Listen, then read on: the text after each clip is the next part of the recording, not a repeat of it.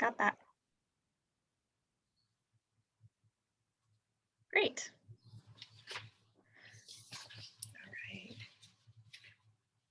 Kelly, did you just kind of want to do an overview or of what we're talking about today? Yes, so some of the main things that we were going to talk about today are about advancement and taking classes outside of the district, because we know we get so many questions about that. So we just want to talk a little bit about our experience in working with that as counselors, what we see as being the benefits and things to make sure you're really carefully considering before you go that route. We also get lots of questions about how this process works with transcripts and college applications. So we'll be addressing that as well and answering any kind of questions beyond what you see on the district website about the NDC policies. I can go ahead and put the link to that webpage in the chat. It is really comprehensive and thorough and answers a lot of kind of the logistical questions about NDCs. So I'll go ahead and throw that in the chat box now. Right. So as you know, back when a few years ago, our former superintendent, Rick Schmidt, did introduce the idea of personalized learning initiatives. And within that were the non-district courses and the opportunity for students to be able to take classes outside of their home institution. So with that said, I think that a lot of kids have definitely taken advantage of that. We are in our, I believe we're in our 4th year of students doing that. So I feel like we do have some data that that is helpful. And I think that just kind of what we've heard from students and what we've heard from parents and colleges is we have enough data over a few years to where I think it would be helpful to talk about and just kind of answer any questions that you might have. As you know, it seems like every day a new online institution is popping up and kids are feeling the need to take advantage of these. So we want to kind of go over that process. As you know, when it was first created, you know, there was a few different reasons why you do it. One is advancement. So say, for example, you wanted to advance in math so that you can complete calculus by the time you're a senior. So some students may have advanced in a math subject over the summer so that they can do that and reach that goal. There are some kids who do it simply for enrichment. You know, they might have a passion in a certain area, and maybe there's a specific course that they want to take that we don't offer on our campus. And so they look to an outside institution to take that as well.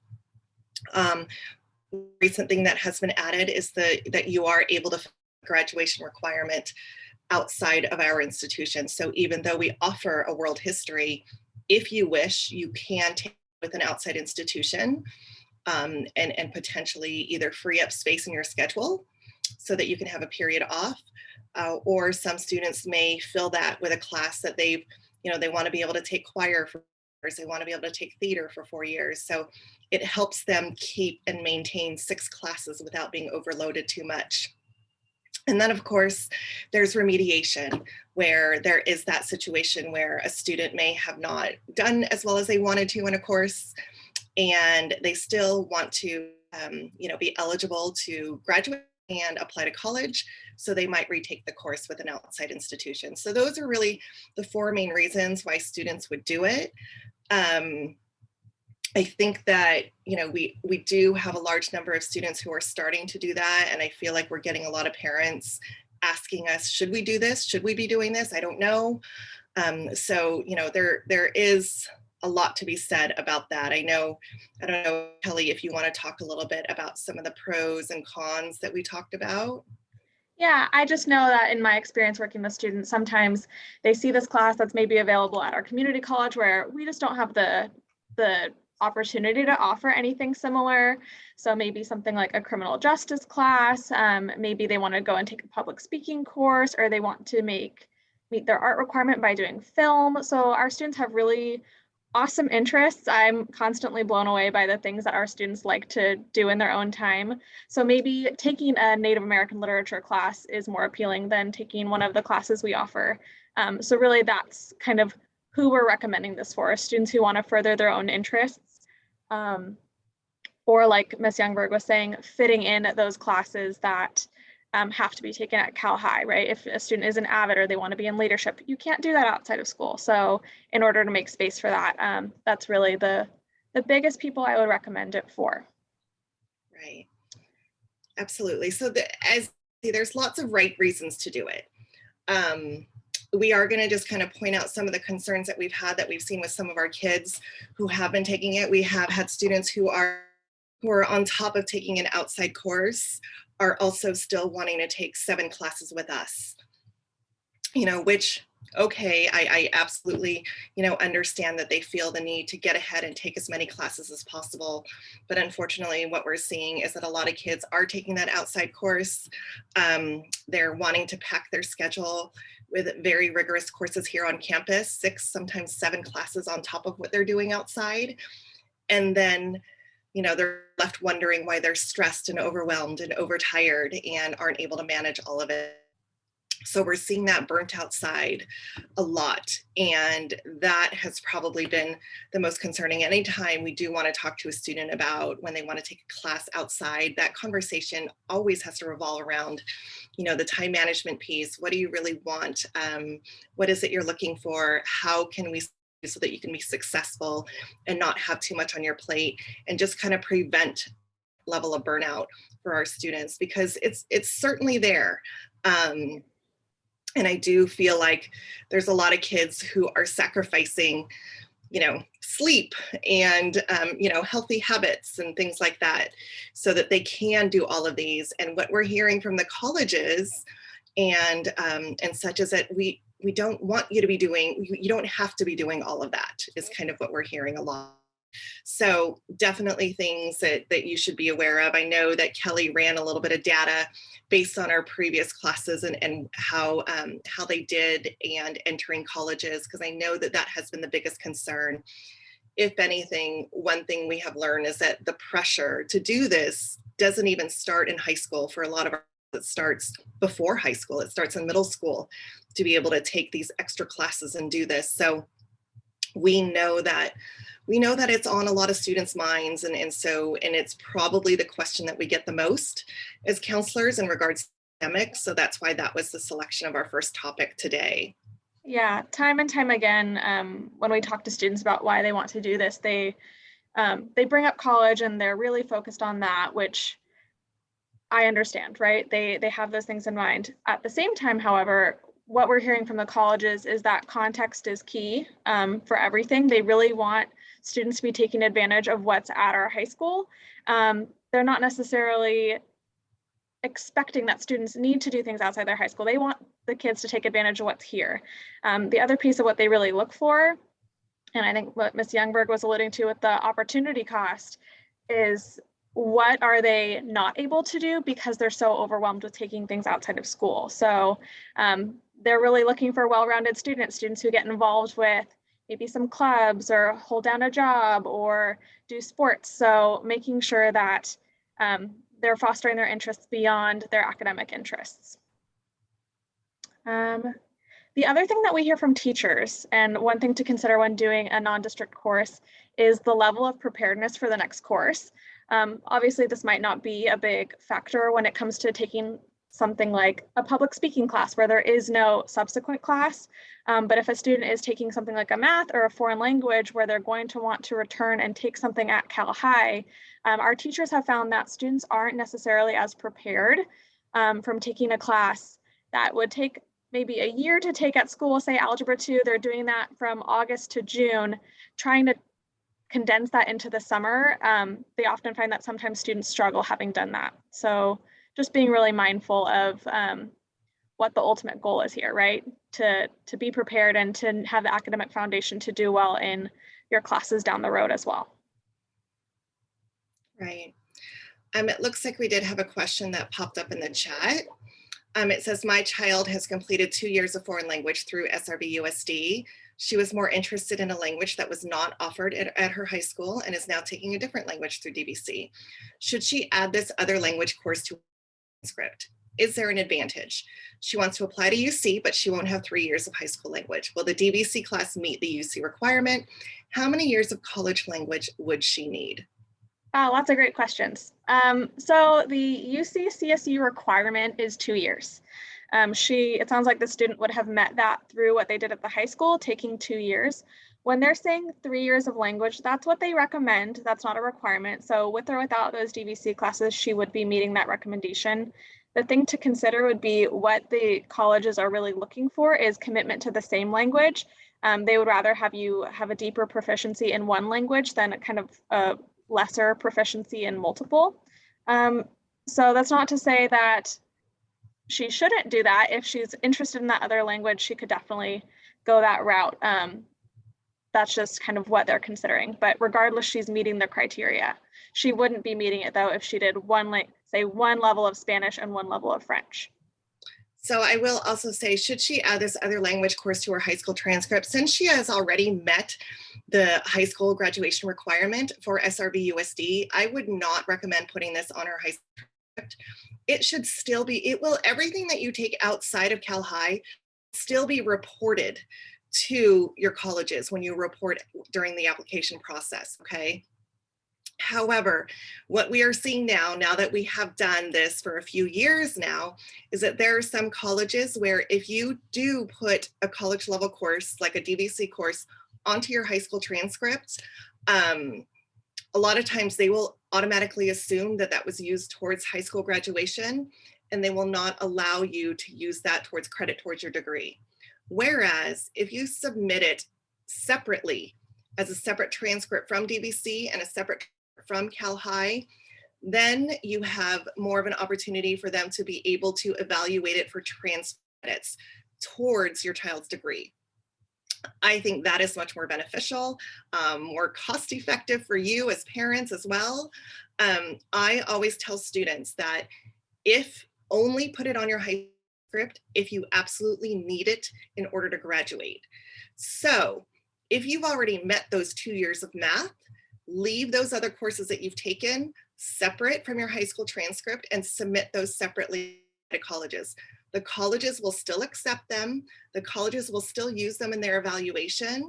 They will also recalculate your GPA. They always recalculate their GPA, your GPA with their formula.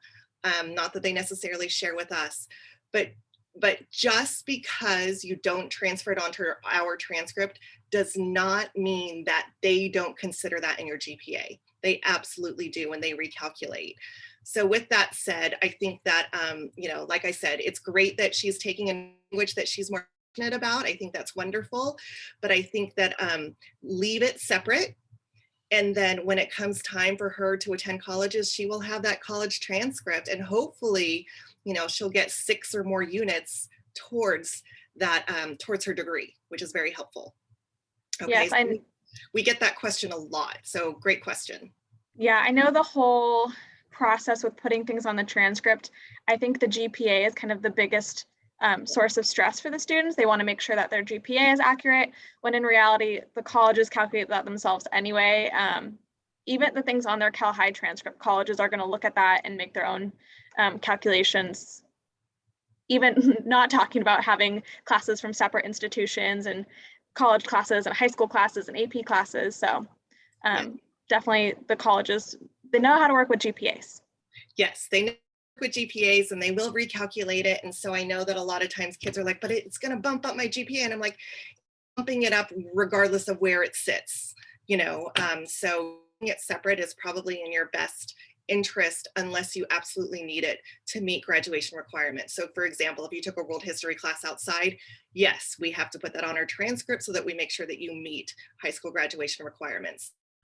With that said, segueing into that piece, I will say that for college applications that we're seeing with a lot of our seniors and those who have graduated, I think it's important to make sure that if you are taking a class that we offer on our campus as a replacement. So for example, if you're taking an online, chemistry class and are fulfilling that in place of chemistry class that we offer, please be prepared to somehow explain that on your college application as far as why you made that decision, okay? Because what ends up happening as we've evaluated applications and have looked at them, and when you're just looking at it as a stranger, you're looking at this application and you're going, why didn't they take it at the school?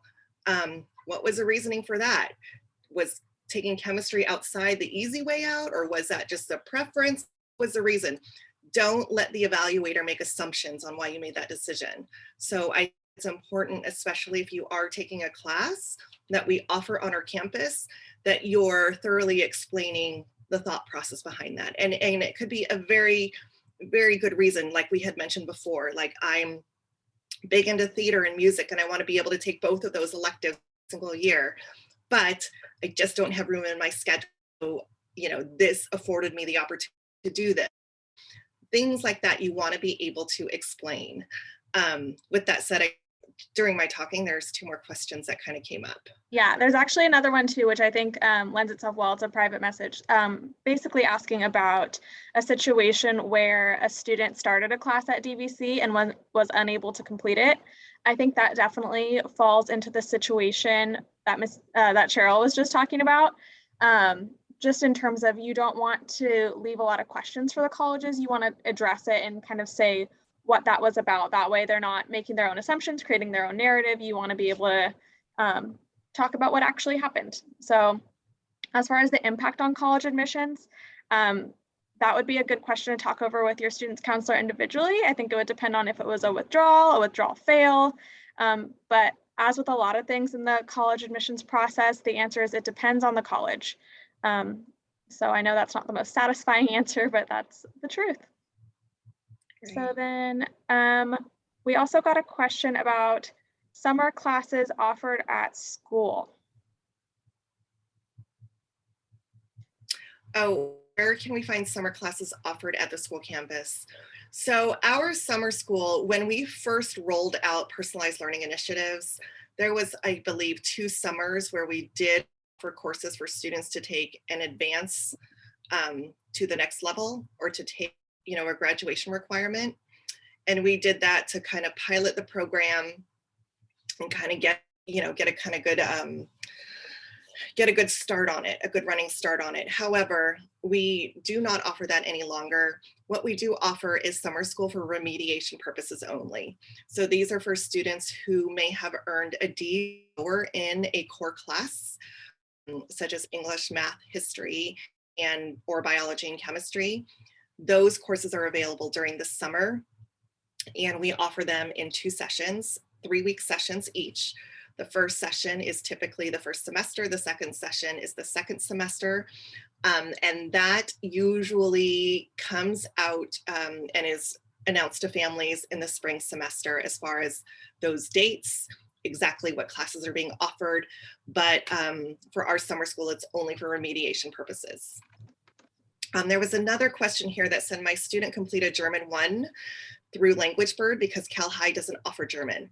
I understand UC and CSU accepts this class for college. Can this be used for the world language requirement for graduation from Cal High? My understanding, I was just about to put it in the chat, is that according to our registrar, we do not accept LanguageBird classes. So LanguageBird, for whatever reason, and I contacted them, they are UC, CSU approved with a couple of stipulations. They are technically a course where if they were separate own entity, I think that our district is re-looking at that as far as approval goes, that they are approved, but unfortunately on their site, they still aren't listed as that. So our district is doing some research on that. So we can get back to you on that one. My junior still has to take a fine art requirement for UC CSU. He is doing violin, ABSRM certification level 5 outside the school. Will it fulfill the art requirement? Unfortunately, I mean, that's amazing. And I know how hard it is to get to that level, which is incredible, but it does not count for the eligibility requirement entering into college. So it would still be a UC CSU approved course, teacher-led course that they would have to take in order to meet that requirement. Yes, and I've gotten a couple private chat questions too, Cheryl, so I'm just gonna throw those out there. There was one asking, if your student has been working on an online math class, they have a year to complete it, is it taken into consideration how long it takes them to finish it? No, really they'll just have the end date of when they finish the class and when they earn their credit for it. However, if your students are taking classes for advancement, they need to follow the deadlines given on our non-district course website, right? So that might not matter for doing the music appreciation class through BYU because it doesn't affect their classes at Cal High. If they're trying to do Algebra 2 to move into pre-calculus or geometry to move into Algebra 2, they will need to finish it before the school year starts. Right, right. And then a follow-up question talking about explaining, addressing the reasons for the NDC, where that happens in the application process. We definitely go over this with your seniors. Many colleges, I never want to say all because someone will always prove me wrong, but have an additional comment section where students can provide any other information. So they don't need to like use one of their college essays to talk about this. In fact, please do not. You have much more interesting things to talk about yourself, but you could just throw that in the additional comments. Right, correct. So the next question that I had is, what is the process for enrolling in DVC for summer through Cal High? So DVC has their own process for current high school students enrolling in a DVC class. If you go to dvc.edu, actually I could probably put it in the chat here, there's actually a very specific process that they ask you to follow for current high school students. And I can put that in the chat for you, okay? Is there a simple outline to guide parents and students on what high school graduation requirements are versus what's needed to apply at the UC system? Yes, there is. I was looking for that. I was looking for a link. Okay, great. So there is a link that we have where it kind of compares it side to side for you. It is on our counseling website. I know that we have a ton of stuff on there.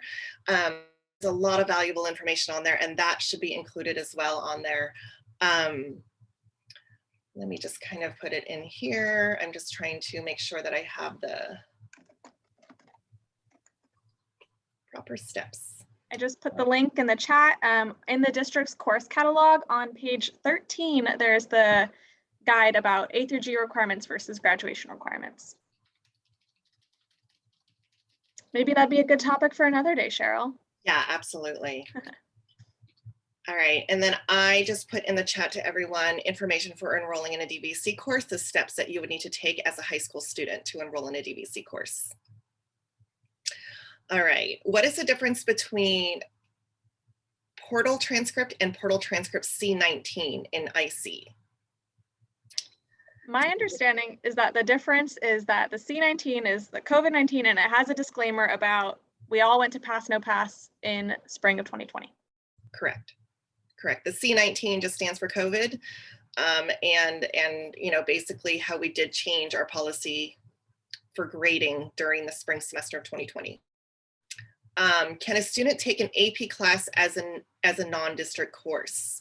If yes, can they apply for the exam through Cal High? So yes, they can. They can take an AP class as a non-district course. If yes, can they apply for the AP High? Currently, yes, they can through Cal High. I believe though that expectation, we've actually already have started to wrap up that.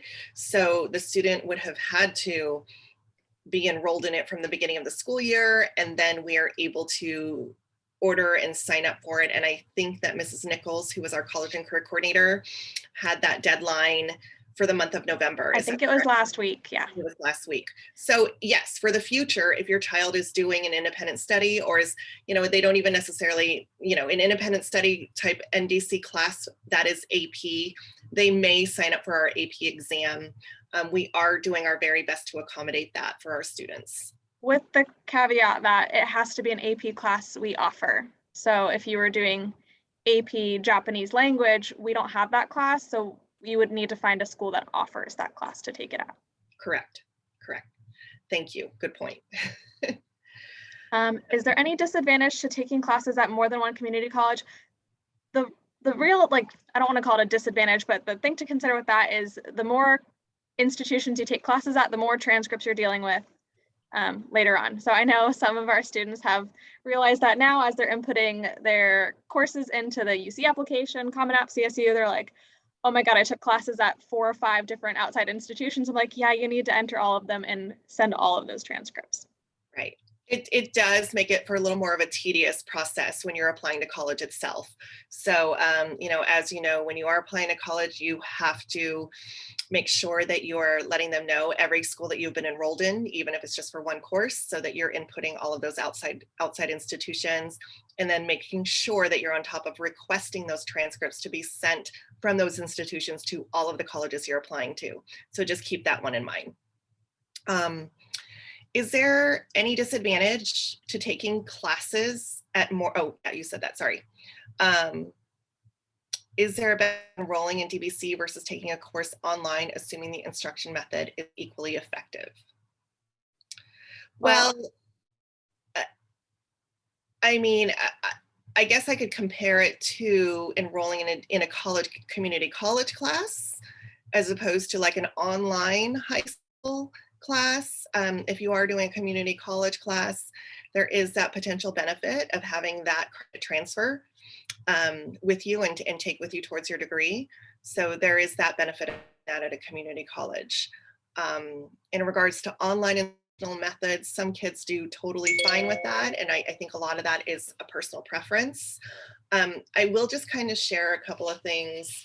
Like, you know, we do ask our college reps to just kind of give us some feedback on how they feel about it or do it and how they evaluate it. This is all still kind of new to all of us. So we want to know like how it's being seen by our evaluators and the deans of admission.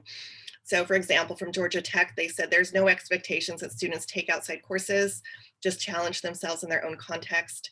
We are looking for well-rounded, balanced kids, not kids that are heads down trying to fast track their way to rigor. NYU, interestingly enough, did say we value in-person classes more because we want to make sure that they will be successful at NYU, and online classes isn't what students will be getting here. So when we look at the courses taken, we do ask how they exhausted the curriculum at the high school. And at Stanford, just one quick reply sentence they said was, one red flag about courses is the rep would wonder if the student would do well in a classroom setting. So those are just kind of 3 little tidbits about that, about their feelings on online from pretty popular colleges in the country. As they are coming to visit our College and Career Center, coordinator Kathy Nichols is asking that question of them and getting their input. So we hope to, you know, hopefully in the spring, we really want to get a panel of college admissions people to just speak to you guys and kind of give us a heads up on what they're thinking and what they're seeing. Yes, I did see a question about if we're going to have any information sessions for juniors. We're actually going to be going into the junior English classes at the end of November, beginning of December, which I'm realizing is going to be here before we know it. So that will definitely be happening for your juniors. And as far as questions about deadlines, I'm going to redirect you to the NDC page. This will be updated every year with the important dates to keep in mind, just in terms of when you would need to finish things in order to have them show up on our high school transcript for a graduation requirement. Right. Is the AP exam mandatory for all students enrolled in Cal High or only for those taking AP courses outside? So when you are enrolled at Cal High and you have an AP class on your schedule, you are eligible to sign up for the AP that happens in the spring. It is not mandatory. It is not required that you take the AP exam. It's encouraged if you are enrolled in an AP class to take the AP. So there's that answer. It is, you are not required to do so if you're enrolled in an AP class. The conversation I have with students about that is you're not required, but if you are going to be in that class anyway, needing to prepare for the test that you're having in class, you're going through all the material, you don't really have anything to lose by taking it. If it's a financial hardship, please talk to your counselor and we could look into getting you a fee waiver. Yeah, so I would really talk to a counselor if you're considering not taking it, just to make sure that you're considering all the pros and cons of doing that. All right, so when the application for taking NDC is approved by the school for graduation requirements, how much time does a student have to finish the NDC? 1 year or any time before graduation? I do know that it is self-paced. However, we do expect it to be completed during that school year. So I don't want to say that we will not accept it if it does take longer, but if it is taking longer, I would recommend that you reach out to your child's counselor and have a conversation about it, just so that we're aware of it. Because otherwise, you know, I might be worried and say, oh, shoot, I haven't received that world history transcript. And so I'm going to put you in world history as an 11th grader because I want to make sure you fulfill it. So just make sure that you are reaching to the counselor if you are taking longer than what is expected. Can you explain the max NDC credit per school year and in total? Again, this is on the website just because I'm not expecting you to remember all the numbers and the ins and outs, but it is 20 credits per school year, 40 credits total, but there's also limits to how many in a certain subject area that you can have put on your transcript. So I really encourage you to refer to that website and look at the details of that language. Yeah, the big thing is 40 total over 4 years and no more than 20 during the school year. So if you do plan this out, and again, like I said, remember, focus on what a child needs to have on their high school transcript for graduation. You know, don't focus on, oh, I want this all on there so that we can bump up the GPA. Remember, like we said in the beginning, that's not the case. Your GPA is always recalculated by the colleges. You just need to focus on what needs to be put on the high school transcript that will be used towards graduation. Everything else, we highly recommend that you keep separate. All right, we're falling behind here a little bit. How does switching from honors to regular class in the middle of the school year impact the grades? Well, essentially, I mean, just the way that it impact the grades is that, you know, going from honors to regular, it would be a regular weighted class on a 4.0 scale, whereas an honor or AP class is weighted on a 5.0 scale. So that's how it would impact the grades. How it impacts how colleges view it, you know, again, as we had mentioned in those additional comments, that's a good one where you would want to just explain the decision-making process behind that. I think that there are many, many valid reasons why a student would make that decision. And I think in most cases, it's the right decision for a lot of our kids. So it's not something to be afraid of, or I would much rather see a student do well in a regular class than struggle the entire school year in an honors or AP class. Yes, especially because D's and F's in honors classes are not weighted. Correct.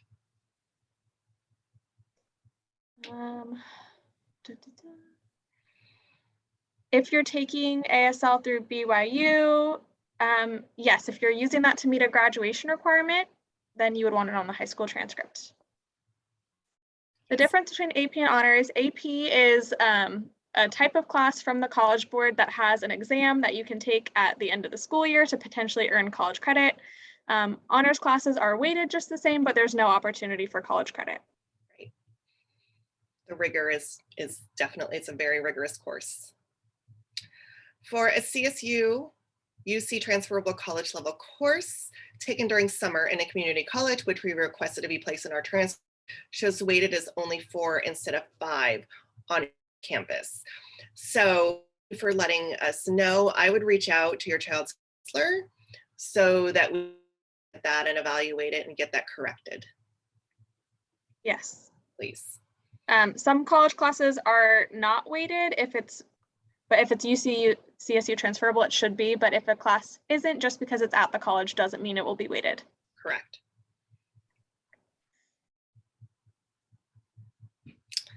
Daughter is taking ASL at DVC, ASL 2, and plans to do ASL 3. Is it okay to only put ASL 2 and 3 on high school transcript for graduation? Yes, that is okay. Did everyone hear me? Because it said my connection was unstable. I heard you, but I'm just one person. Okay, great. Yes, that is okay to just put those last 2 years if you would like to. If, you know, that's completely okay. That would fulfill it. Can we take college courses in the spring and transfer for credits for the same year? Yes, you can. So if you did take a course in the spring and would like that transcript, there will be deadlines. Again, refer to the website so that you know when that needs to be reported so that we can have that placed onto our transcript. Can you take English? Oh wait, yes. Can you take English and/or history classes in a community college and transfer credits so we can make room for courses in Cal High? Are there any restrictions for the kind of courses we can take in Cal High by making room this way? Well, there are some restrictions. So for example, if you did want to do like an English 10 class or like an English class, you wouldn't necessarily be able to take AP English language as a 10th grader for those particular courses because those are required every single year. So even if you do an English or history class, it doesn't necessarily mean that you could go on to the next level and start that class. The only other limitation would most likely be science, where we have that limitation on all of our students, where they can only take 2 science classes per year. So that's where it could open up. That's where our limitations are just because of enrollment and space availability. That's where we do have limits. Is there a last date for geometry course taken during summer through BYU? Because my student asked the counselor and she said no last date. So there is, I mean, we do, here's the thing, as I stutter through this. We do have deadlines for that. Okay? However, we also know that things happen. So we know that sometimes students are working as hard as they can over the summer to complete a geometry course. They want to go on to Algebra 2, and they are probably 1 or 2 weeks away from finishing, and it be 1 or 2 weeks past the deadline. We are aware that sometimes that does happen, and for various reasons. That doesn't necessarily mean that we're going to have you sit in geometry class until you've completed that class online before Algebra 2. We would ask that you work with your child's counselor so that you can come up with a plan that works. I mean, ideally, we do ask that you complete the geometry class before the designated deadline that's designated by the district. However, we do evaluate things on a case-by-case basis, and every once in a while it does make sense. You know, we try to always do what's best for the student. And in that type of a situation where they're just, you know, a final away from finishing the course, we would much rather have that student sitting in an Algebra 2 class and finishing that geometry course outside. So I hope that answers your question. But, you know, like I said, if you have any other concerns about that, or you feel like you're in that situation, the best thing to do is to reach out to your counselor. All right. Any suggestions for your students in this COVID time where college admission criteria are changing and are different? Oh, that's such a great question. I know, I love that question. I'll let you go first, Kelly. Yeah, I would say what I try and really focus on with students that I work with is that the best you can do is the best you can do. You don't have to do someone else's best. You don't have to compare yourself to other people. So if you're taking classes that you feel like are challenging for you, you're getting involved with ways that are meaningful for you. I think your authenticity is what's really important in the college admissions process and will help you make sure that you end up at a college that is a great fit for your student. In terms of changing criteria, I think that the best thing that students and families can do is make sure that they're asking questions. We do have our college rep visits. I know Ms. Nichols, our college and career technician, has worked so hard this year. We've had over 100 colleges come and do individualized presentations for Cal High students. So that's a really great opportunity to talk straight to the source about how their admissions has been impacted by COVID, what they're looking for in a normal year, how that changes for future years. So really, I think taking advantage of the resources that we have and the resources that are being brought onto our campus. Right. I think that that's such a great question, and I'm kind of in the thick of it now, and I'm excited to see how things are evaluated. Excited and a little bit nervous, to be honest with you. I myself have a senior who is graduating this year in a colleges currently, and I have learned, just because, you know, they've taken off the SAT requirement, they've looked at this, there's a lot of districts out there that did the pass, no pass. And so that has helped some kids and it's hurt some kids in some ways, right? So if anything, we have heard from college admissions that there is just, if there was ever a time to do a holistic process when evaluating students and determining admission, this is going to be the time. So if now more than ever, colleges are looking at the whole child and looking at the whole student, not just what you've taken in the classroom, not just how rigorous, how many AP courses that you've taken, but really every other part of you. Like, so whether you've been involved, whether it be in sports or in a club or whatever, that doesn't necessarily mean you got to be a part of the clubs. That doesn't mean you got to be a part of play 3 sports a year, but that does mean that they want to know where your passion is and be able to highlight that. So if you're really passionate about something specific, to see how far you've gone in those areas with extracurriculars. So again, I think that there is going to be a stronger focus on essays and, these evaluators learning about the student, not just what's on their transcript. One of my daughter's good friends, he happened to score perfect on his ACT, and he's just like, oh, of course, the year where they don't want my scores, but for private schools, he's able to share it. And he's able to kind of, put that in there to see if it'll help his application. But yeah, they're definitely looking at the whole student. They really want to do a holistic evaluation and see what the student is not just doing in the classroom and not just putting their head down and doing as many classes as they possibly can, or necessarily fill their every waking moment with an academic course, but fill that time with other activities too that you're passionate about, that bring that you will be able to write about in your essay and will be able to show through in your essay. Yes, and I did hear, I attended a talk led by the director of admissions at UCLA, and he said very, I think, poignantly that admissions officers are not living in some COVID-free bubble. They get what has been happening the past few years, and that students are not going to have had the same opportunities to maybe do some of the things that they would have otherwise. So please don't stress about the admissions officers not being understanding of that. Right. It does look like we are running out of time, Ms. Youngberg. I know it is. We just had a couple of other ones. I'll just take two more questions. Is that okay? Sure. How does AP art work? My daughter has taken art for years. Can she just submit an art portfolio? Yes. So that's wonderful that she's been taking art. I would have your daughter meet with Mrs. Parsons. She is our AP art teacher, and she does review portfolios in the spring semester to determine placement for AP art and Art 3. For class of 2024, should students be preparing for the ACT, SAT? UCs have said they won't consider them. Any visibility in that? We are anticipating that, that it may, we haven't heard yet, nothing has been finalized. So we do say prepare, as if they might be required for certain schools or privates that you might be applying to. But yes, we are waiting on word from that. I was gonna say for the class of 2024 though, that would mean they're currently sophomores, and really my recommendation of what sophomores should be doing to prepare for the ACT and SAT is focusing on their studies.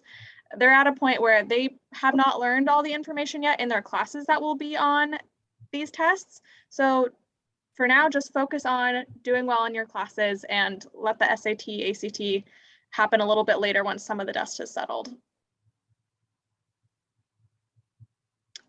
We will be sharing this recording as long as technology cooperates, fingers crossed.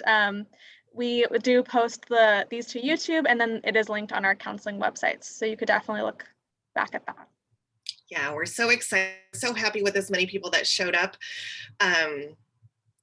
We are going to be our hope is to do these regularly and other topics. So if you do have topics that you are interested in us covering, please feel free to either put it in the chat or send an email to Kelly or me, and we would be happy to go over those things. Yeah, I'll put my email. I just put my email in the chat. So if you have a topic idea that you think other parents would be interested in hearing, there's definitely tons of things that are very individual to the student. So if that's the case, please encourage your students to come see us. We're available break, lunch, and after school. That was really the reason we tried to do this in the morning, because we like to be here for your students during the school day. So thank you all so much for logging on and asking really awesome questions.